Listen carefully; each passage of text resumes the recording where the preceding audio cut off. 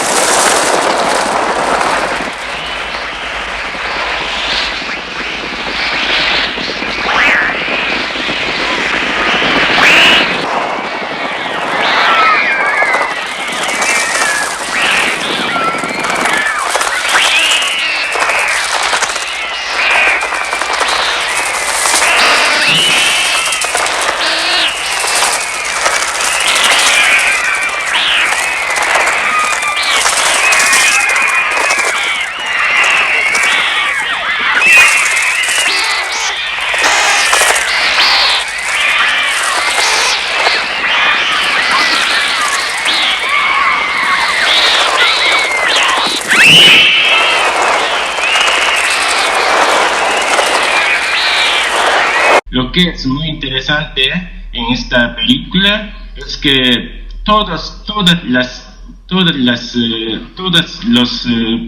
pájaros son completamente ordinarios. Quiere decir que se trata de los gorriones, las gaviotas o cuervos. Todos son los pájaros de cada día, ¿no? Todos los días. Entonces es una especie de pájaros comunes. Pero el resultado de la película es completamente diferente. Quiere decir que los pájaros ordinarios devienen de una manera un pájaro colectivo completamente extraordinario. Sí. Yo creo que hay una diferencia entre el conjunto de los pájaros ordinarios y el resultado como pájaro extraordinario. Sí. Esta diferencia es lo que llamo plusvalía. Quiere decir que de hecho los Hitchcock emplea solo los pájaros ordinarios y de hecho en la pantalla los pájaros ordinarios de una manera se quedan siempre pájaros ordinarios, actuar siempre como pájaros ordinarios, pero conjunto a través del montaje hay un efecto extraordinario que yo puedo llamar como pájaro hitchcockiano, que es Sí. completo extraordinario, plus ordinario. Sí. Ahora, entonces digo, lo que estamos viendo entonces es, porque vos los hermanos Lumière no los tocás, no entran en el libro. En los hermanos Lumière es el periodo previo a la incorporación capitalista del montaje, que hace, el montaje ejerce una presión sobre la imagen orientada a extraer esta plusvalía de la imagen. Te digo en dónde. Esta es una primera pregunta que tiene que ver con un libro que a mí me gustó mucho, ¿eh? Es decir, y aparte el libro, a medida que va avanzando, el libro va volviéndose más deleuziano y se va volviendo mucho más político. Pero tu elección de Pájaros de Hitchcock para comenzar el libro, Hitchcock, por supuesto, ejemplificando este montaje de explotación capitalista de la imagen ordinaria.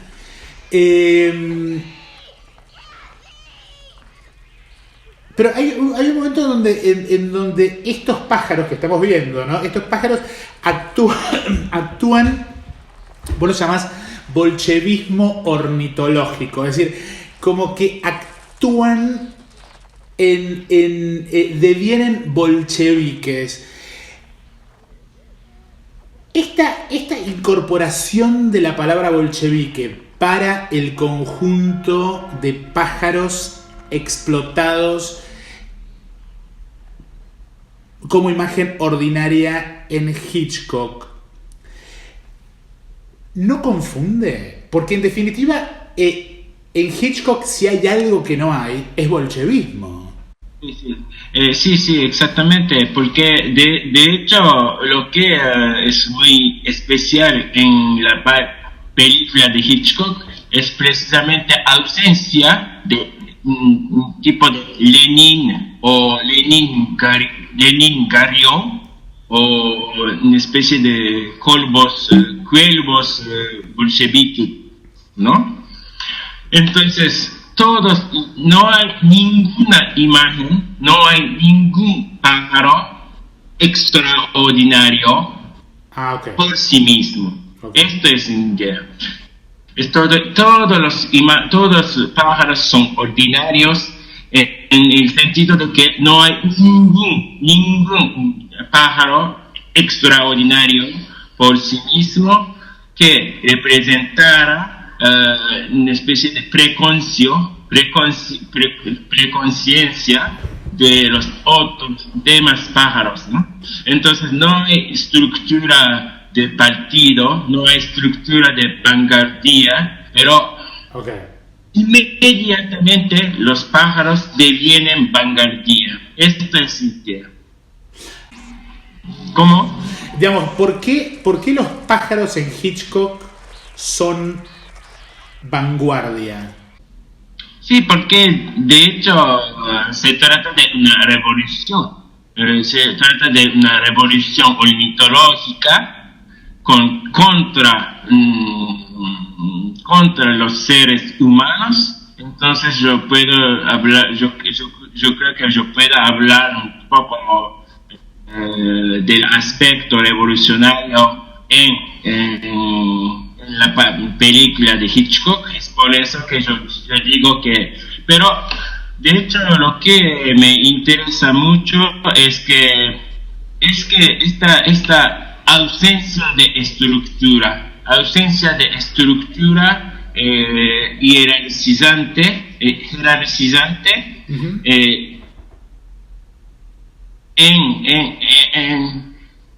en el colectivo de pájaros. Esto es para explicar esta organización sin jefe, organización sin pájaro extraordinario que representa los demás pájaros ordinarios. Es por eso que yo creo que yo empleé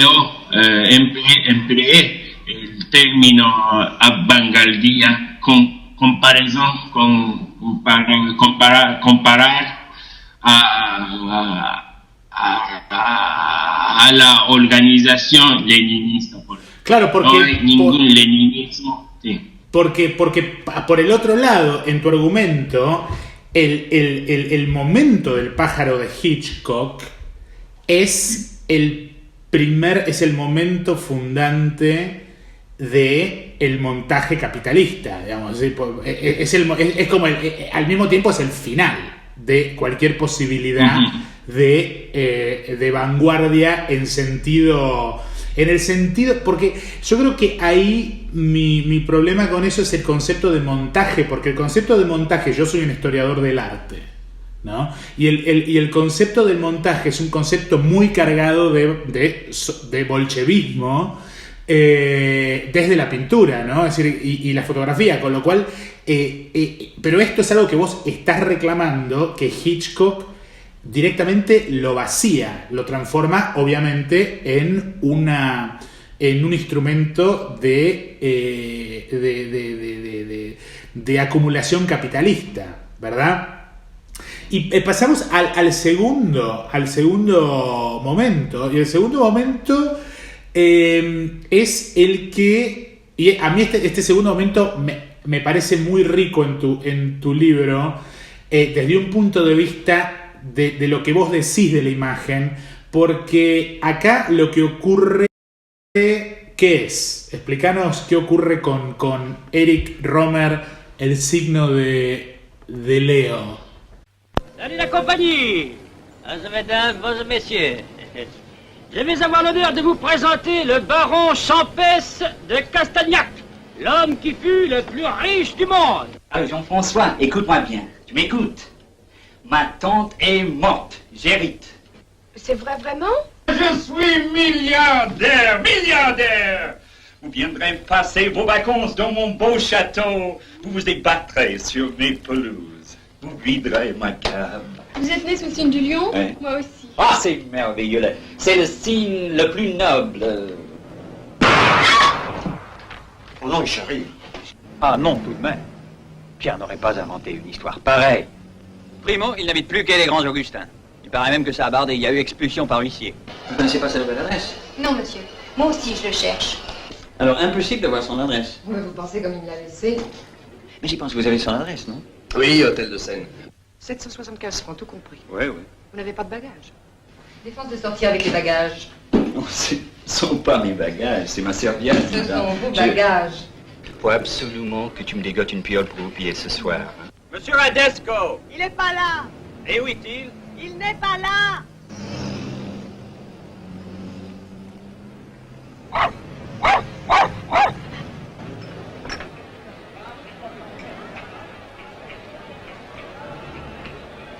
Oh le salaud! Mais qu'est-ce qui se passe? Lâchez-moi! Lâchez-moi! Lâchez au sang! Voilà. Voilà.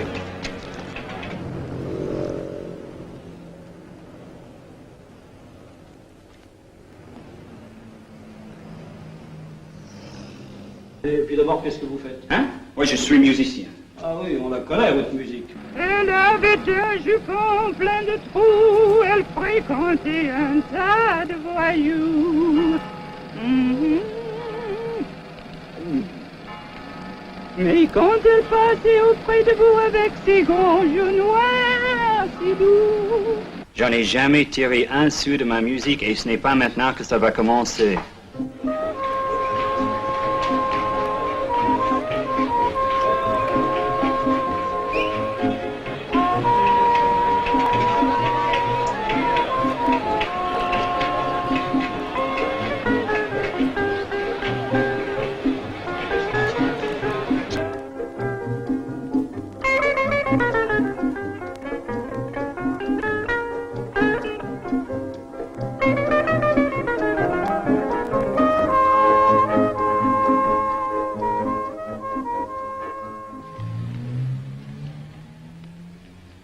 Foutez-moi le camp tous.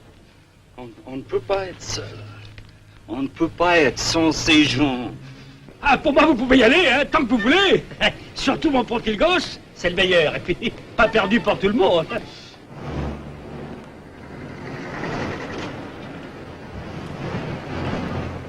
Ah, mais vous ne saviez pas? Oh, mais ça allait très très mal. À la rue, le pauvre Pierre.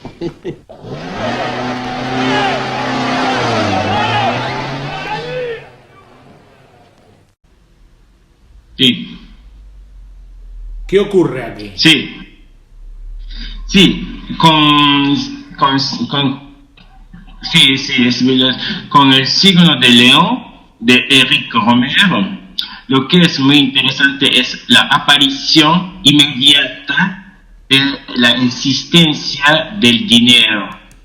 Es decir, que el dinero es dinero es la figura central de la película de Romer. Es lo que me parece muy interesante, porque sobre todo en las películas clásicas de Hollywood, hollywoodenses, hay algo, yo puedo decir que hay algo como ausencia total del dinero. Quiere decir que sí podemos hablar American Dream, ¿cómo se dice Dream en Sueño americano. Sueño americano. Entonces, ¿qué es el sueño americano? El sueño americano en las películas clásicas hollywoodenses es precisamente tú puedes actuar sin financiamiento, sin dinero. Esta ausencia misma del dinero se coloca al centro mismo del sueño americano, yo creo. Pero de repente en la historia del cine hay aparición de la figura misma del dinero. Es algo que destruye la condición misma del sueño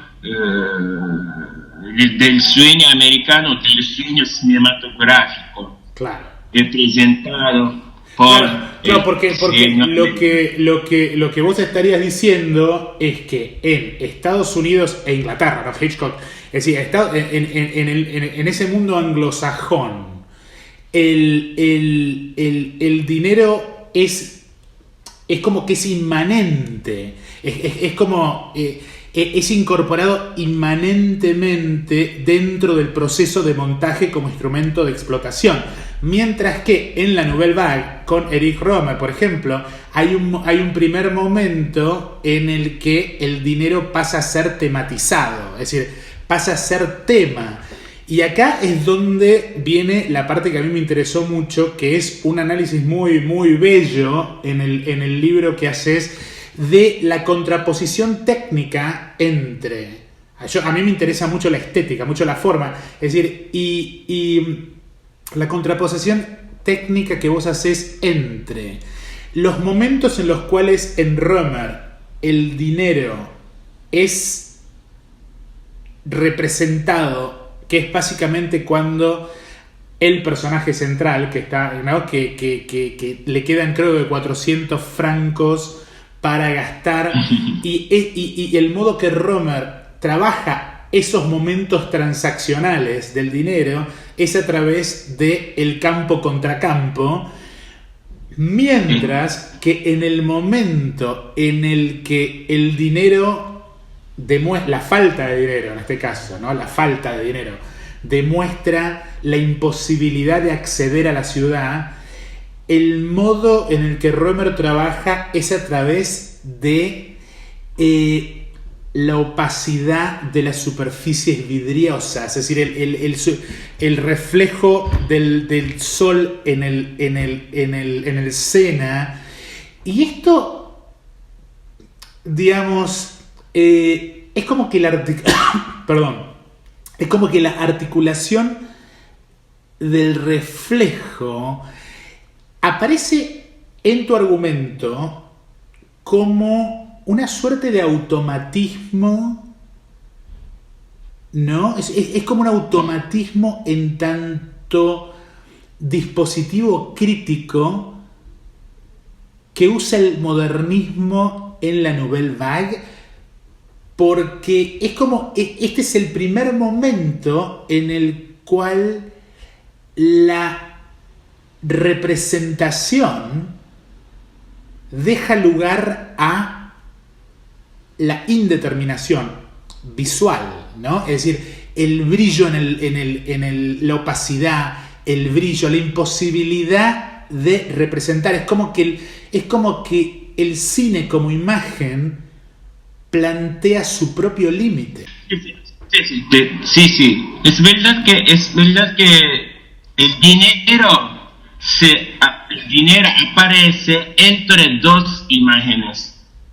Dos imágenes. Dinero es algo que permite hacer, poner dos imágenes en campo contra campo. Claro. Esta es mi idea.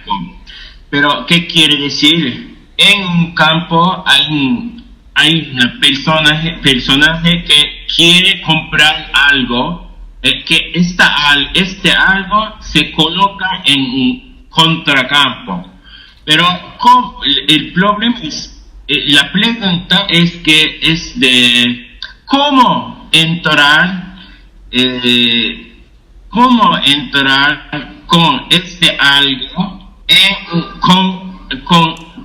junto con este algo en un plano de conjunto. Esa es la idea. Pero es el dinero que permite al personaje de entrar con una mercancía que se coloca en otro campo, en un campo de conjunto. Es mi idea. Y lo que dijiste sobre esto es muy interesante, porque es verdad que cuando no hay dinero, cuando no hay dinero, es verdad que una imagen y otra imagen se quedan independientes de la una de la otra. Okay. ¿Qué quiere decir? Quiere decir que, por ejemplo, tú como espectador, tú tienes que ver cada imagen independientemente de la otra. Esta es la idea. Quiere decir que el montaje determina siempre un cierto aspecto bajo lo cual tú tienes que ver cada imagen. Entonces, cuando el montaje funciona bien, sobre todo asistido por la presencia del dinero, o cuando el dinero hace funcionar bien al montaje, siempre el montaje determina un cierto aspecto bajo el cual, solo el bajo del cual tú, en cuanto espectador, ves cada imagen.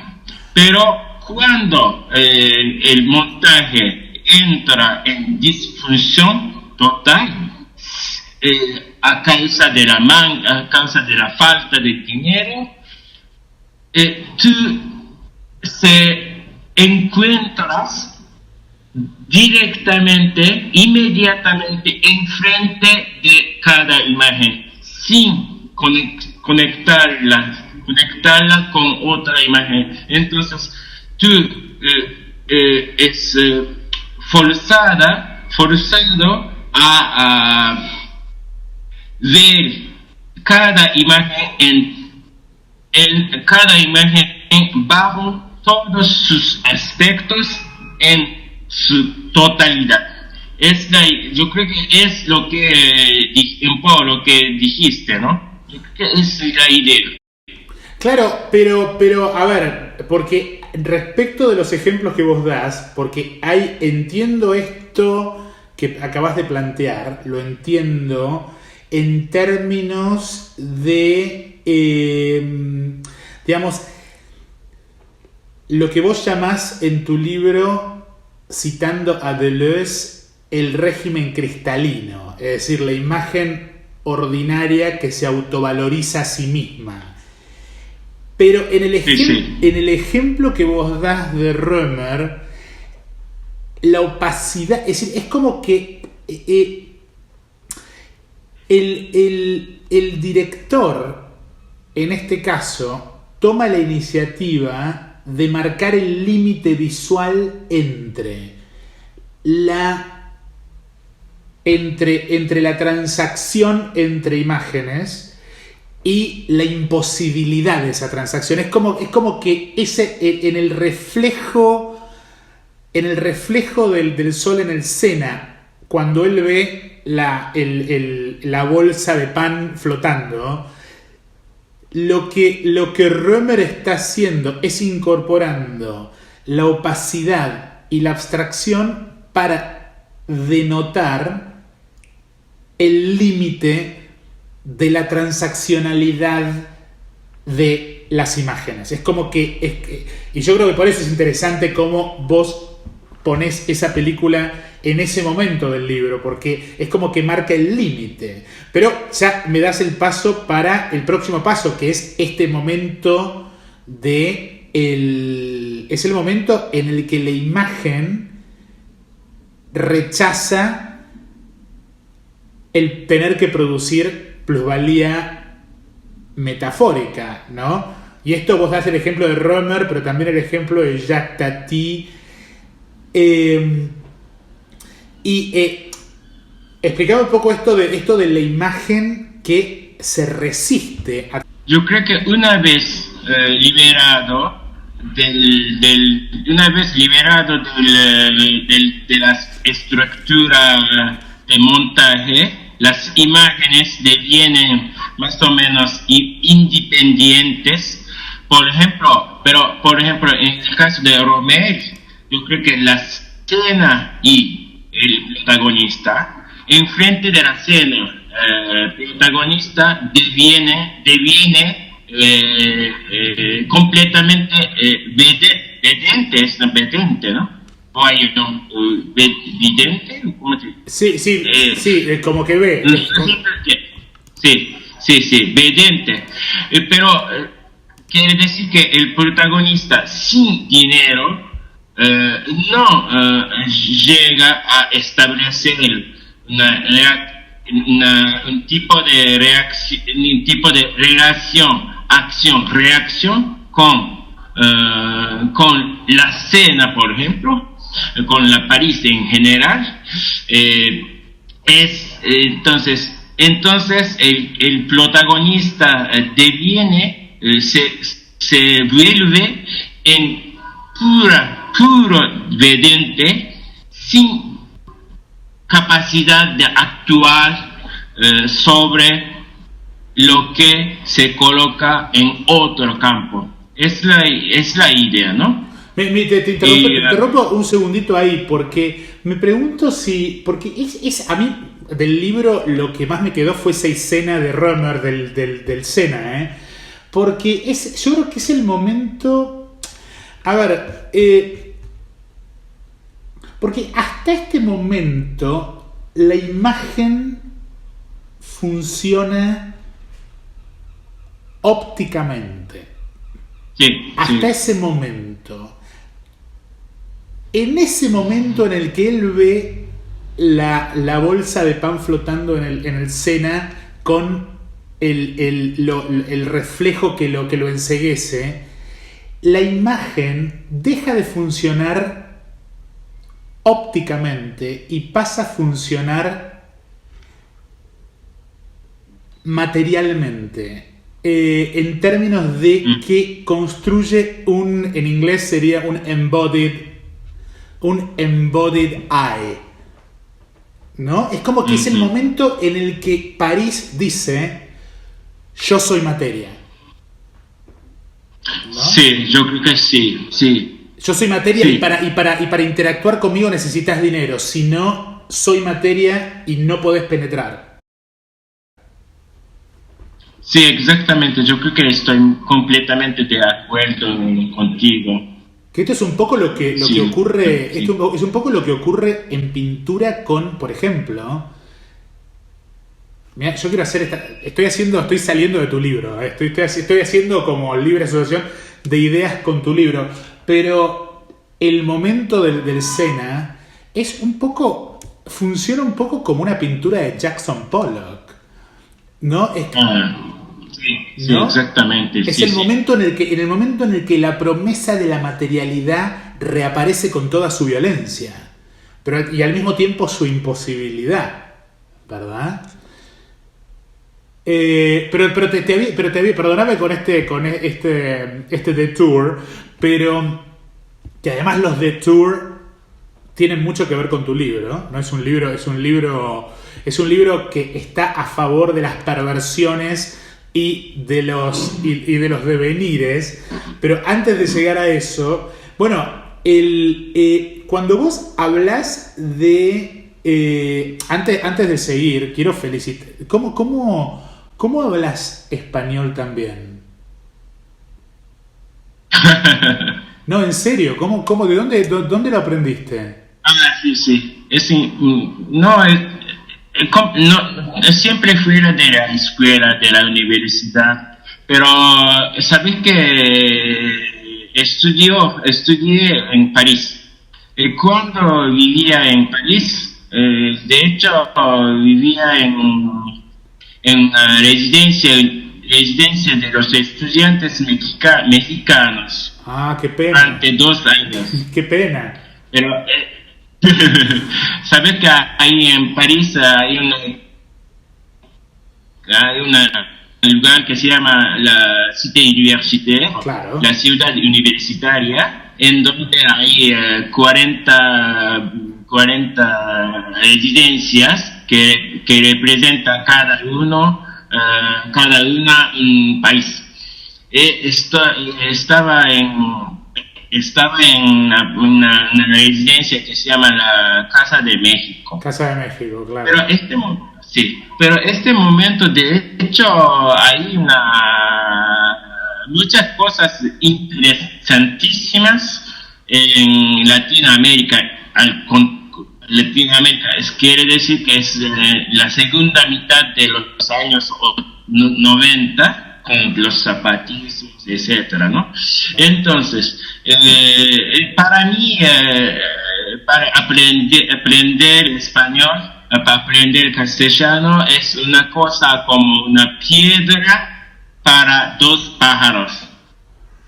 Claro. Quiere decir que de un lado, para saber quién sale con quién en la Casa de México, claro, yo tengo que aprender el español, pero también como me intereso mucho a los movimientos políticos sociales en Latinoamérica, entonces este momento empecé a aprender español. Después como yo tengo muchos amigos argentinos, etcétera, porque sobre todo después del año 2001 me puse en contacto con los argentinos para saber por qué está pasando en Argentina. Es a través de todo esto, no hablo más o menos castellano o español. No, estoy muy impresionado. ¿En París dónde estudiaste? En París 3, en la Universidad París 3, en que hay una facultad consagrada a los estudios cinematográficos. Ok. Bueno, esta disquisición sobre el Latinoamérica viene muy a tono con lo que te quiero preguntar ahora, que es la próxima parte del libro, que es cuando la imagen rechaza trabajar. Y digo, yo no sé cuán al tanto estás del cine argentino, por ejemplo, pero estoy pensando en Lisandro Alonso. Hubo toda una corriente del cine argentino de la década del 90 y del 2000, más que del 90, del 2000.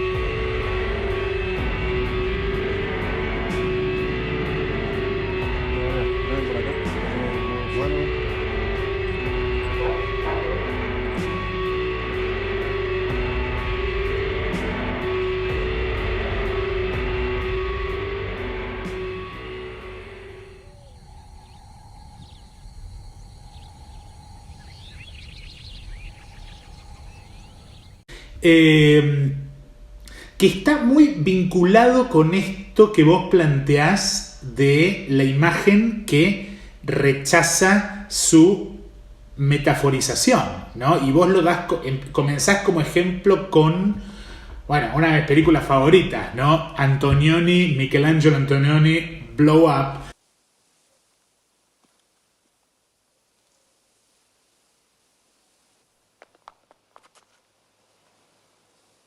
What are you doing?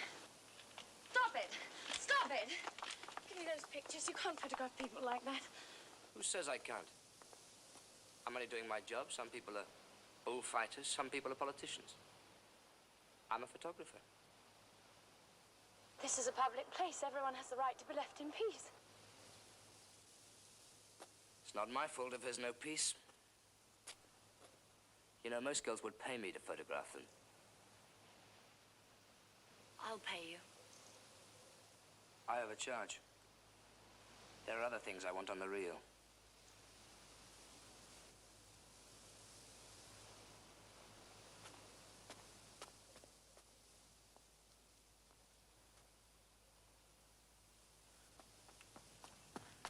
What do we do then? I send you the photographs. No, I want them now.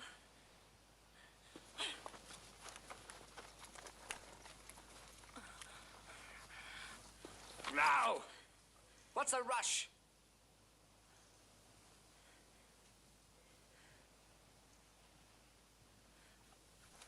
Don't let's spoil everything. We've only just met.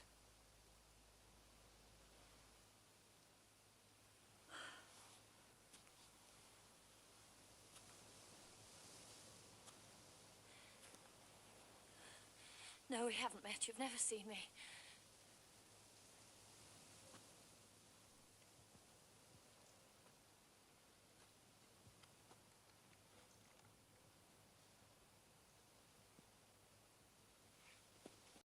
Pero uno puede hablar de esto en términos de Lisandro Alonso, ¿no? Es decir, este tipo de película en donde la imagen se presenta como una imagen fragmentaria y mínima, ¿no? Que rechaza hacer nada. Sí, yo creo que sí, pero yo no conozco muy bien el cine el cine argentino contemporáneo, pero sí, yo creo que sí, exactamente. Pero entonces, lo que dentro de tu argumento, nosotros lo que estamos viendo es un devenir de el montaje como manipulación para la extracción de plusvalía en forma de metáfora, el momento de el límite de esto, y un tercer momento que es la imagen que rechaza ser explotada, ¿no? Y esto es algo que en tu libro vos lo planteás en como dos momentos: el momento de la figuración de la imagen versus el momento de la mentalización de la imagen, porque hay un tercer momento, un cuarto momento, que es el momento en donde la sobreproducción de mercancía fílmica genera el cliché, y entonces el modo que encuentra el cine de extraer valor de esta sobreproducción de clichés es parodiando el cliché. Y este es el momento en tu libro, por ejemplo, de Robert Altman. The designer and his wife, Violetta, reveling in post-show euphoria. This world will never see Congratulations, thank you.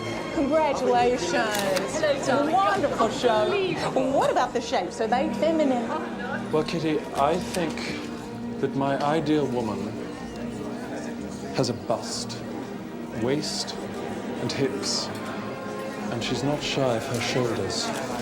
I think shoulders are very fresh again, and of course legs.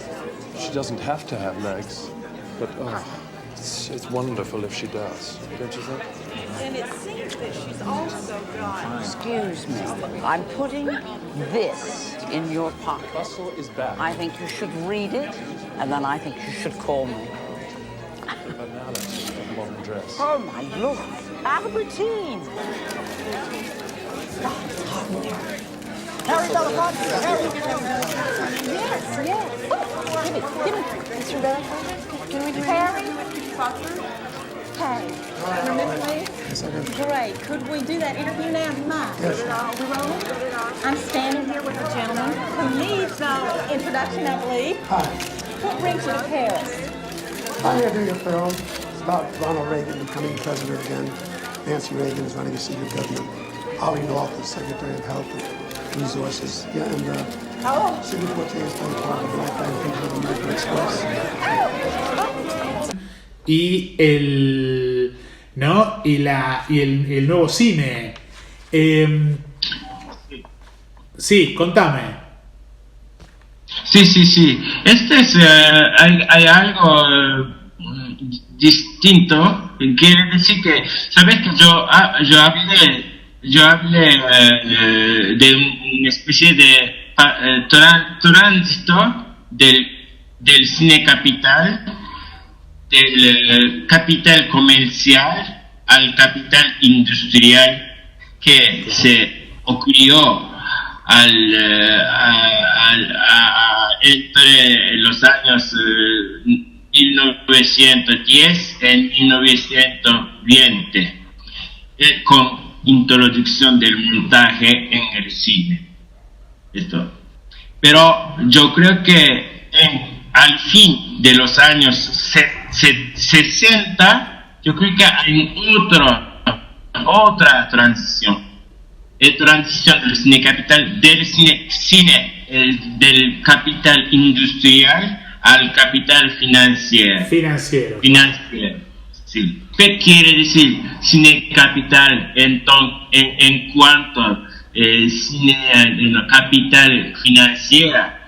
Yo creo que según Deleuze, en todo caso, hay una cosa hay un acontecimiento en la historia del cine muy impactante, es la introducción misma del laboro, del trabajo del público en la producción de valores en el cine, en la película. Quiere decir que antes los que trabajan son siempre las imágenes a través del montaje, según la lógica del montaje. Pero un momento hay introducción del público en la producción misma del cine capitalista. Eso es importante para saber qué es parodiar los clichés. Pero por ejemplo, ¿qué es sobreproducción? ¿Qué es sobreproducción en el cine? Es precisamente todas las mercancías fílmicas devienen una especie de estereotipos o clichés. Quiere decir que las imágenes producen menos valores, plusvalías que producidas por las imágenes devienen menos valorizantes. Pero como en el capitalismo en general la baja tendencial del ¿cómo se de la tasa ganancia no significa nada del fin del capitalismo, porque en el sentido que el capital mantiene siempre, el capital sigue siempre aumentando ganancia, ¿no? Ya no es muy gran problema por el capital este problema de la baja de la tasa de ganancia. Entonces, el cine capital, el capital en el cine, se interesa a introducir el trabajo del público. Y entonces, en la cabeza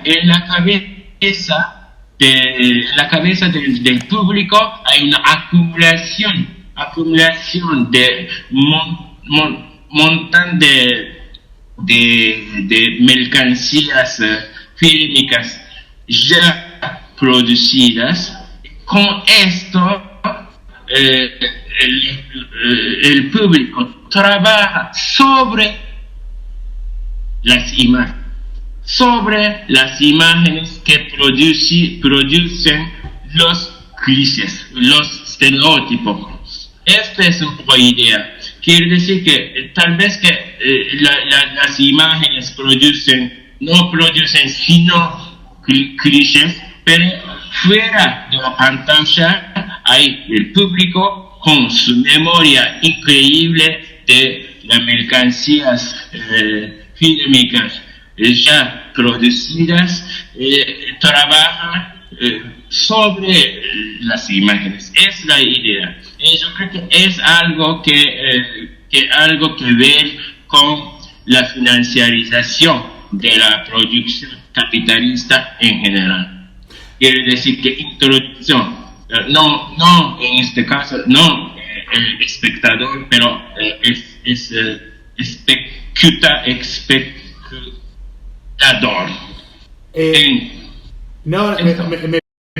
A ver, porque ese es un momento en el libro, es un momento fuerte en el libro, porque la financiarización de la imagen, vos la estás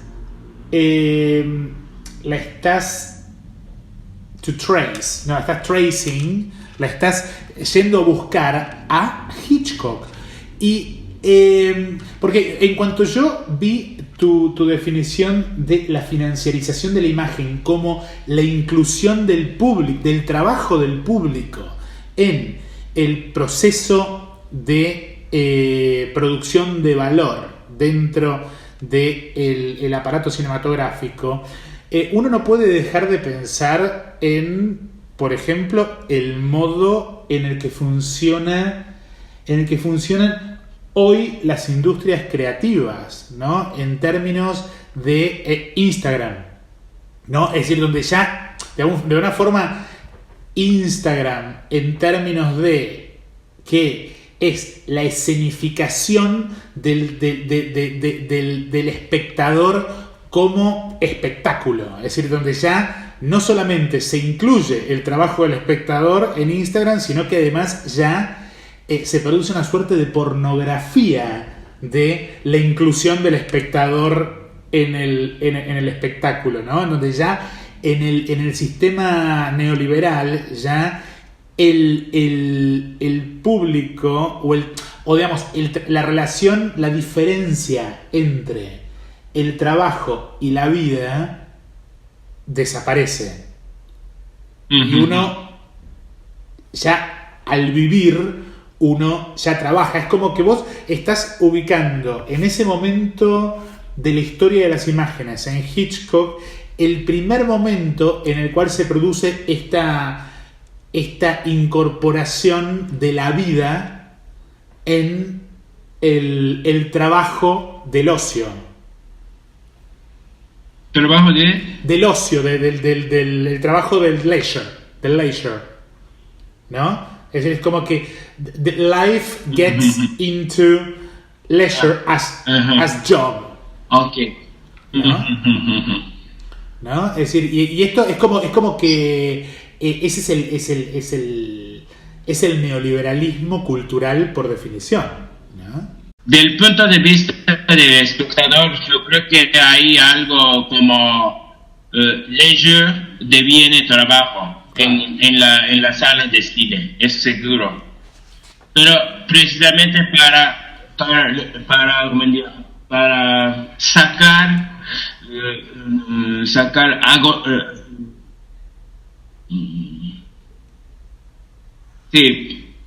sacar placer equivalente a lo que paga al entrada de la sala de cine. Es un poco, el espectador se encuentra en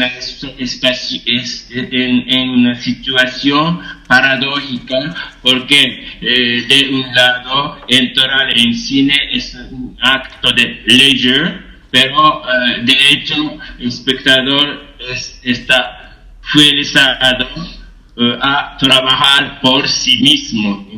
Exactamente. Jun, ¿cómo se sale de esto?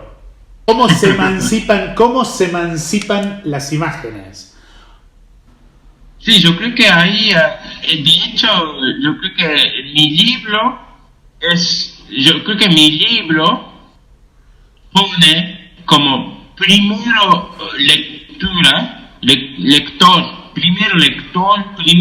lector, los cineastas o los que quieren ser cineastas en el futuro. Entonces, la pregunta principal puesta por este libro es que, sobre todo a los cineastas y a los que quieren cineastas, es que tú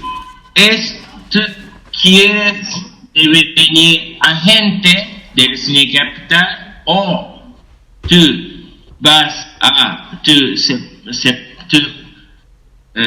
se pones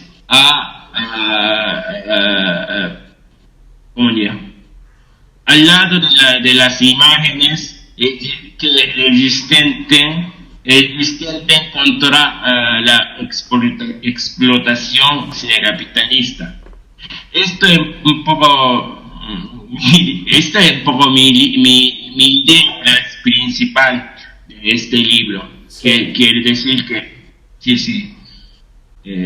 Pero vas un paso más allá que eso, porque no es solamente querés estar del lado del capital o no, sino que además, donde el libro, este es el capítulo 3, ¿no? Que es en donde el libro se vuelve muy nuanced, ¿no? Es en la distinción entre diferentes formas de emancipación, ¿no? Por un lado, un tipo de emancipación revolucionaria en términos frontales, en términos representativos, y por otro lado, un tipo de emancipación que consiste, vos decís, en hacer ver su realidad virtual en estado puro, ¿no? Es un tipo de emancipación que tiene que ver con...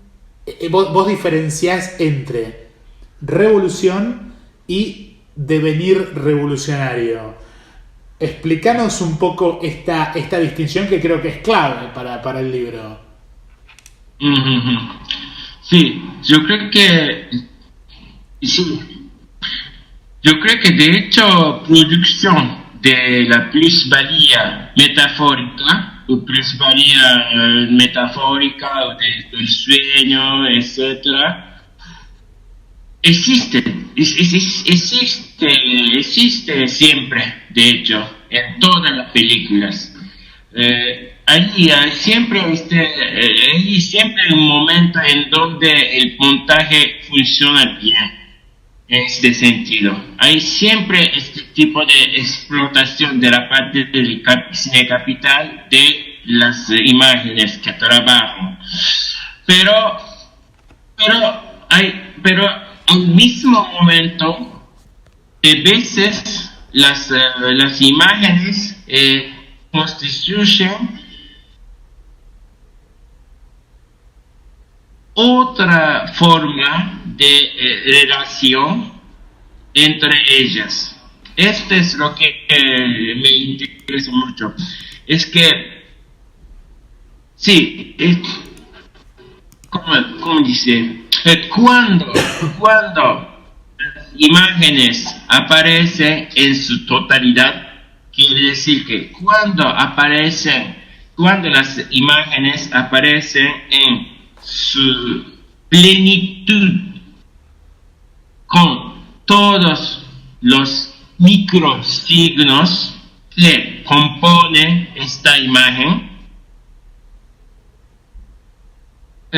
tal vez que hay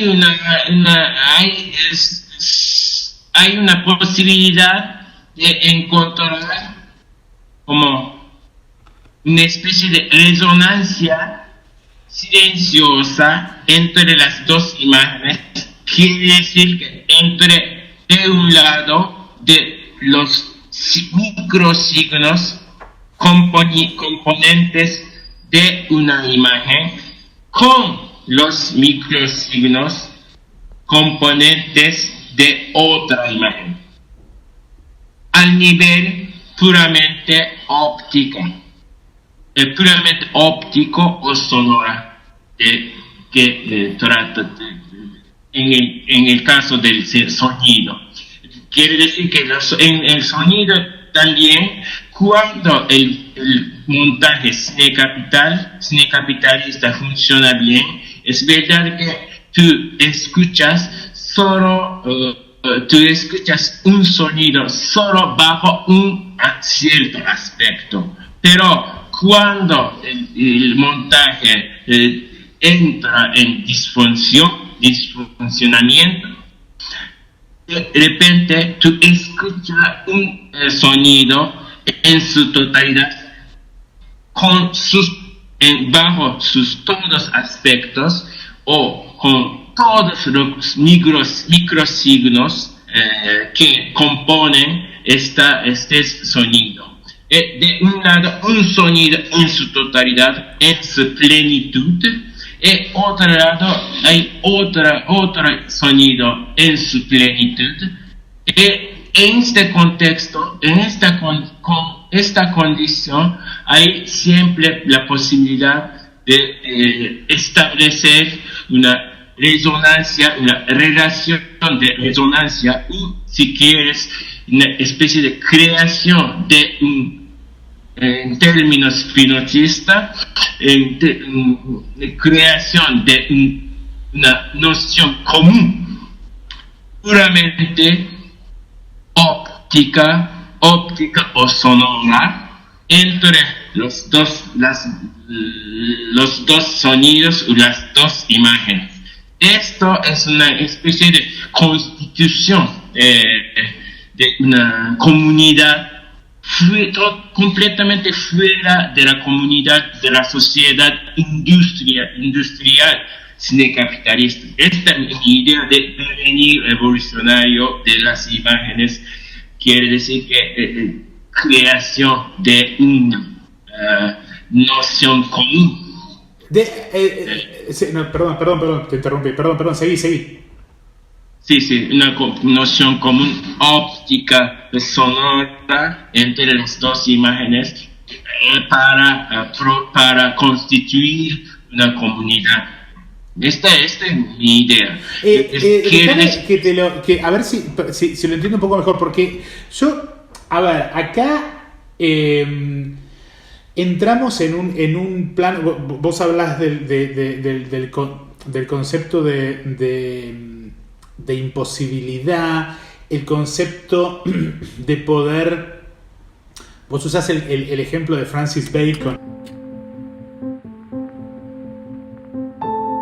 I think there's a whole area of forms which are organic. A form that relates to the human image, but is a complete distortion of it.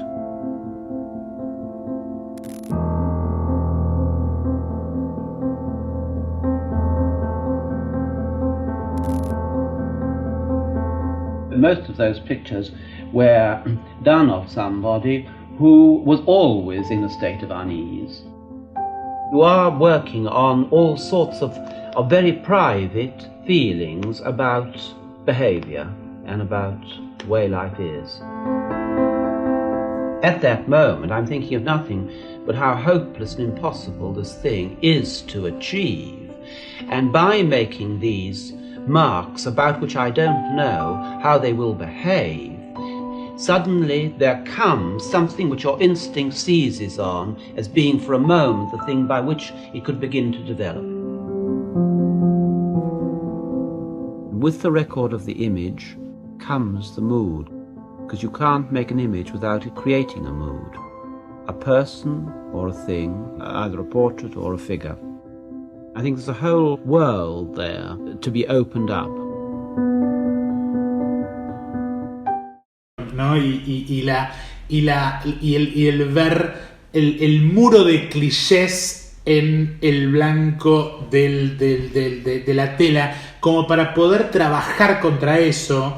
Y en ese proceso, ese momento de lo intolerable, ese momento de la vergüenza, ese momento del muro, es el momento en el que nos vemos compelidos, empujados a trazar una línea de fuga, deviniendo en términos deleuzianos, un cuerpo sin órganos, ¿no? Y esto es lo que nos hace leer en la superficie esta superficie que es infinitamente más profunda que la representación, ¿no?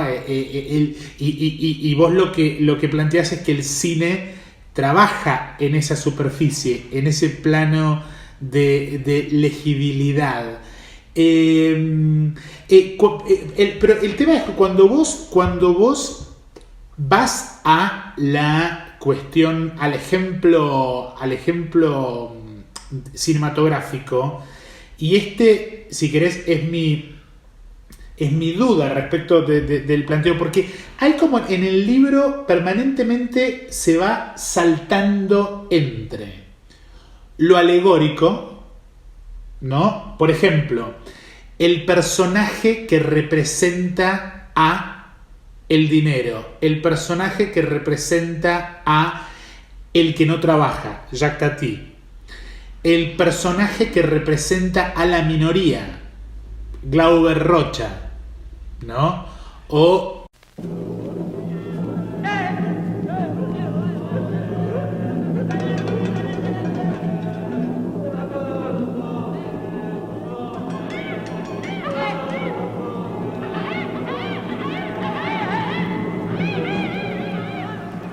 povo, tome o seu lugar.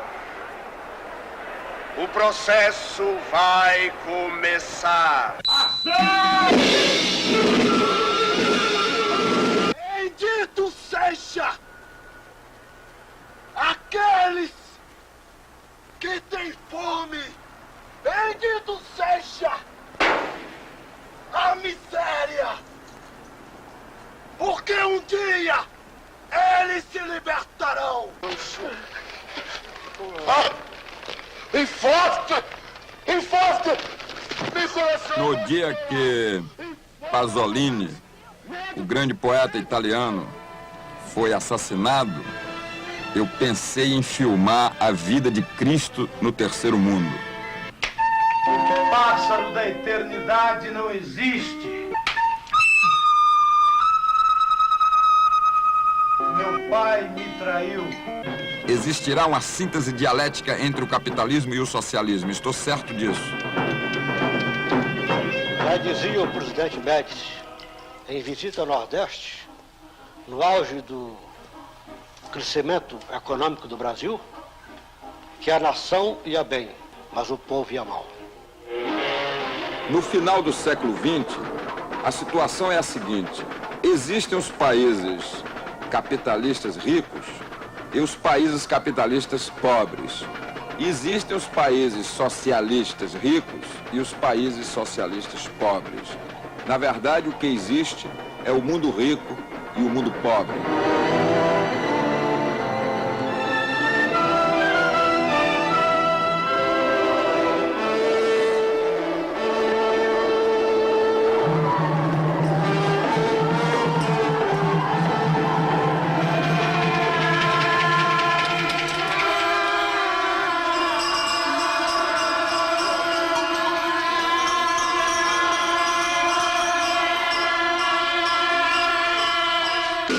São 500 anos de civilização branca, portuguesa, europeia, misturada com índios e negros, e são milênios, além da medida dos tempos. Sobre o cadáver de Pasolini, eu pensava que o Cristo era um fenômeno novo.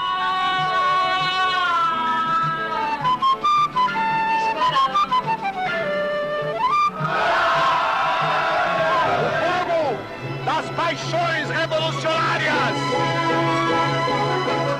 É o fogo das paixões revolucionárias! Paixões revolucionárias! Não foi em Cristo. A nebulosa do caos, do nada. Ou seja, Deus. Quem não acredita em Deus, acredita no nada. Se o nada for Deus... En Deleuze identifica un corte libidinal como comienzo del devenir revolucionario, ¿no? En donde la revolución no es subvertir a martillazos, sino que es ese devenir revolucionario que adquiere la forma de pervertir, ¿no? Porque esa posibilidad de pervertir la revolución es la posibilidad de...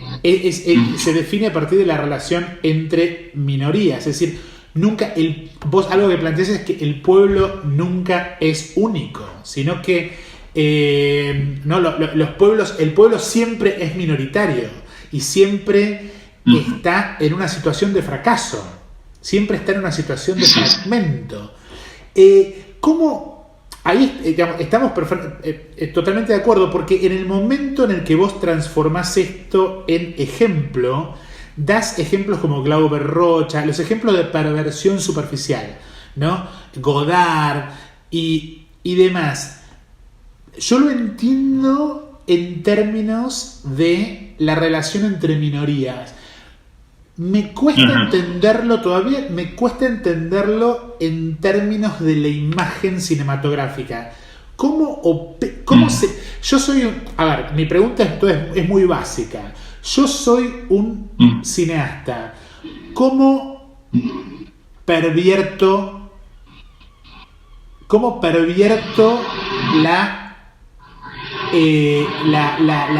el devenir revolucionario? ¿Cómo, a modo de imagen, cómo ocurre eso? Entonces, yo creo que voy a hablar de un caso político, no cinematográfico, para explicar un poco qué quiere decir devenir revolucionario o devenir minoritario. ¿Vale, no? Sí, sí. Entonces, voy a tomar un ejemplo desde Japón. En Japón, sabes que hay muchísimas bases militares norteamericanas en Japón a causa del tratado de seguridad entre los dos países, quiere decir Japón y los Estados Unidos. Pero, de hecho, hay una concentración muy fuerte a un lugar en Japón. Es la isla de Okinawa. Isla de Okinawa se coloca al sur del Japón, en que de hecho la población, la población en mayoría es minoritaria con respecto a la quiere decir que un pueblo, una cultura minoria, okay, con respecto a la gente que vive en la principal parte de Japón. ¿Qué es la concentración? Sabes que la isla de Okinawa representa 1% del territorio japonés, pero 75% de las bases americanas se colocan en esta isla. Okay. En esta isla la población hace una resistencia porque las bases militares causan muchísimas cosas destructivas. Por ejemplo, los soldados americanos violan las chicas en la isla de Okinawa, pero también hay siempre sonido increíble de los aviones, etcétera. Entonces es una cosa muy sí. Entonces hay una resistencia de la parte de la población de Okinawa. Sí, es para decir que ya basta con las bases militares americanas. De hecho, la gente de Okinawa se expresa a muchas veces a través del camino electoral. Siempre en las elecciones, siempre los candidatos que dicen que vamos a empujar todas las bases militares fuera de la isla de Okinawa. Pero esto Tokio, la capital, Tokio, el gobierno de Tokio no escucha nada. Entonces entonces hay una lucha de la población de Okinawa contra la base militar americana, pero por ejemplo, cuando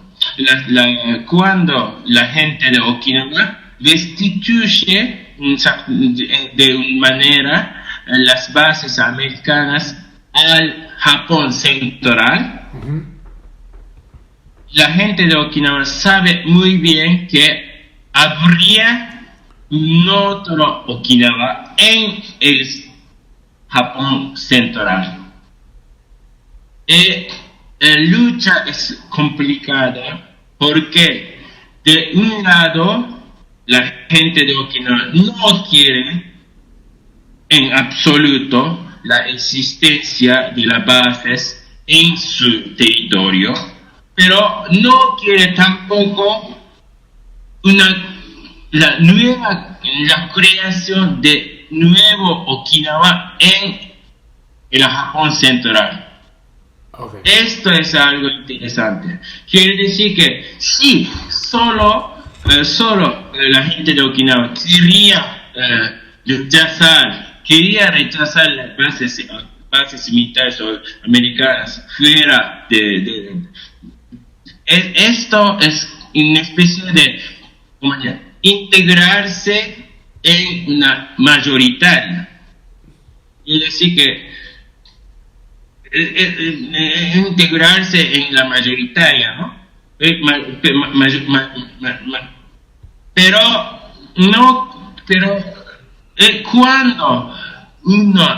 Cuando los elementos de minoría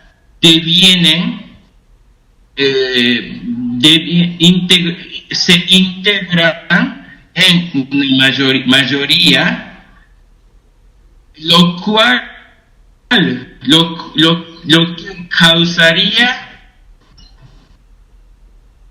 una creación de nueva minoría. Quiere decir que estaría forzada de aceptar las bases militares que vienen de la isla de Okinawa. Claro. Pero sí, entonces, sí es verdad que la minoría de Okinawa no quiere quedarse minoría en cuanto que aceptan siempre esta basura militar en su territorio, pero tampoco no quieren desplazar esta basura en parte en el centro de Japón. Este es devenir minoritario, no es devenir mayoritario, pero no. Una vez este proceso de devenir minoritario de una minoría empieza, tal vez que hay una posibilidad que este proceso involucra toda la mayoría. Esta es la idea fundamental política de Félix Guattari, yo creo. No, pero eso lo entiendo. Lo que me cuesta entenderlo es a nivel de la imagen.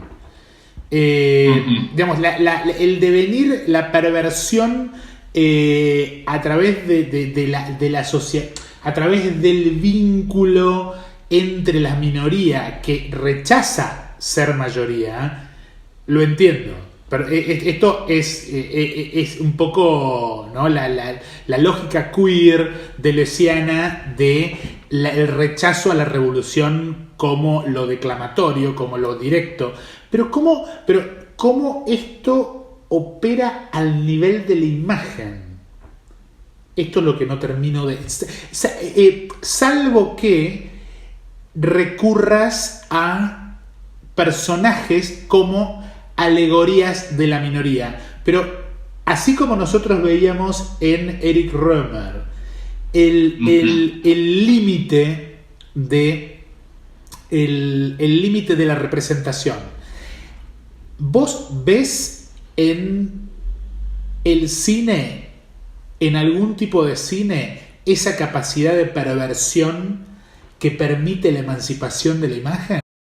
Es una pregunta, ¿no? Sí. Yo creo que lo que dije antes sería una especie de respuesta temporal de mi parte. Es que es muy importante esta resonancia silenciosa entre dos imágenes a nivel puramente óptico y puro, óptico y sonoro. Quiere decir que sí, tal vez que en profundidad metafórica funciona siempre como producción cinecapitalista a través del montaje en este sentido, pero al mismo momento silenciosamente a la superficie óptica sonora hay una resonancia silenciosa entre ciertos números de los de microsignos de una imagen con los de otra imagen. Es lo que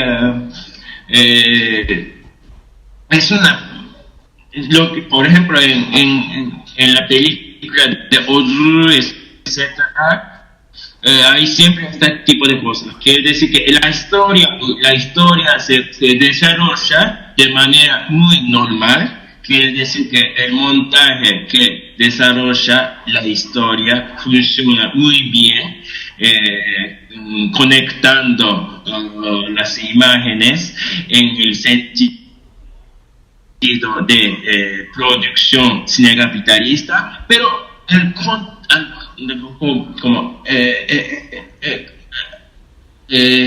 en el mismo tiempo las imágenes devienen completamente independientes de todo este tipo de producción cinecapitalista. Se coloca en la superficie completamente óptica en la cual por ejemplo, una imagen entra en resonancia óptica con otra imagen. Este es un poco lo que pasa en toda la película de hoy. Este es yo creo que yo puedo decir que algo como devenir minoritario de las imágenes. Claro, como que las imágenes hacia dentro de la película, las imágenes reclaman su lugar de independencia, y en tanto tal esto se transforma en una alegoría, en tanto dinámica se transforma en una alegoría de los procesos de perversión revolucionaria, de devenir revolucionario. Jun, ha sido un placer. Voy a decir una cosa respecto de Tinta y Limón, porque hay, por supuesto, en una situación ideal, hay esta última parte de la discusión, a los que están interesados en los debates internos, es decir, los lectores de libros de Tinta y Limón, hay un libro de Tinta y Limón que es Silvia Rivera Cusicanqui, la sociología de la imagen, ¿no? Y el final de la sociología de la imagen termina con una suerte es interesante leer el último capítulo de Rivera Cusicanqui con tu último capítulo en debate, porque a mi juicio ella va más concreto en términos de los ejemplos, pero termina recayendo en un tipo de imagen representativa, en un realismo social, mientras que tu nivel de análisis permite mantenerlo al nivel de la imagen como cuerpo sin órganos. Pero es muy interesante cómo estos diferentes libros de la misma editorial están planteando un debate con la cuestión de la imagen en el contexto de la relación entre la imagen y la política, ¿no? Que es lo que nos convoca. Para terminar, vos creo que viniste, yo estoy en Inglaterra, pero fuiste a Buenos Aires. Vas a estar el 6 de marzo en la Casa del Árbol en charla con Diego, ¿no? Sí. Entonces, si esto sale antes del 6 de marzo, Jun Fujita Hirose en la Casa del Árbol. Te envidio que estés en Buenos Aires desde el invierno inglés. Así que, bueno, sana envidia, y te deseo lo mejor. Ha sido un placer y nos vemos la próxima. Sí, nos vemos la próxima. Muchas gracias. Muchas gracias a vos y a la gente de Tinta y Limón. Chao, chao.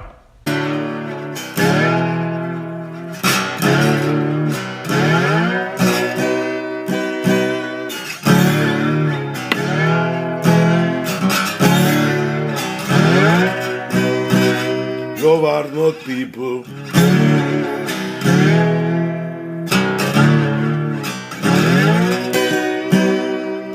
Tiembla el status quo de la sociedad paqueta.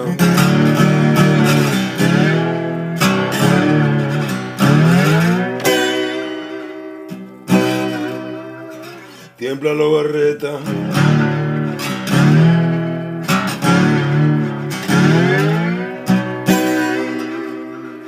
Porque el juicio de Lobarte es un juicio muy duro.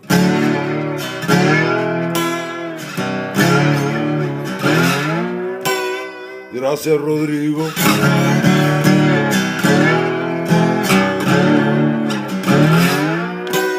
Por este lugar.